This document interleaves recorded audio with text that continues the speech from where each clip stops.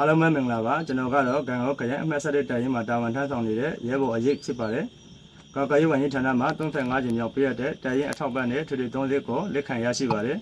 ။ မင်္ဂလာပါကျွန်တော်ကတော့တိုင်ရင်အမှတ် B14008 ခုတ်ကူခရိုင်စစ်ဌာနခုတ်ကူခရိုင်အမှတ်8တိုင်ရင်မှာဦးစီးရေးအဖြစ်တာဝန်ထမ်းဆောင်နေတဲ့ရဲဘော်ထမ်းကြီးဖြစ်ပါတယ်။ကာကွယ်ရေးဝန်ကြီးဌာနမှပေးရတဲ့35ကြိမ်မြောက်တိုင်ရင်ထောက်ပံ့တဲ့ထွေထွေ30ကိုကျွန်တော်တို့ခုတ်ကူခရိုင်အမှတ်8တိုင်ရင်မှာလက်ခံရရှိပါတယ်။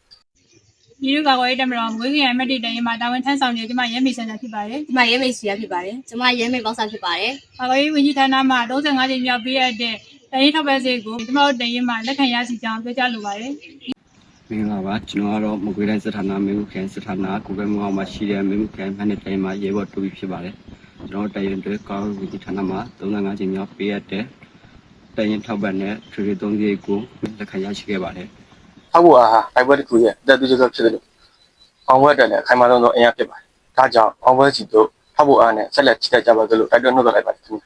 ။ ဒီဒေါ်လာရေးထောက်ဖို့တက် PRM မှာတာဝန်ထမ်းဆောင်နေကြတဲ့ပြည်တွင်းပြည်ပကထောက်ဖို့တက်သားအားလုံးကိုလေးစားပါတယ်ထောက်ဖို့တက်သားအားလုံးတာဝန်ကြည်ပါတယ်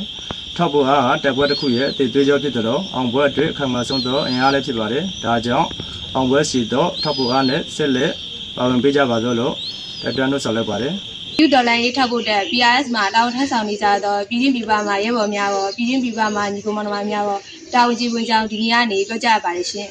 ထောက်ဖို့ဟာတိုက်ပွဲတစ်ခုရဲ့အတွက်တွေ့ကြောဖြစ်တယ်လို့အောင်ပွဲအတွက်အခိုင်အမာဆုံးသောအင်အားလည်းဖြစ်ပါတယ်ဒါကြောင့်အောင်ပွဲစီတို့ထောက်ဖို့အားနဲ့ဆက်လက်ချစ်တဲ့ကြပါစို့လို့အားလုံးကိုနှိုးဆော်လိုက်ပါတယ်ခင်ဗျာ ဒါငါတို့တူတူကိုလုံးမယ်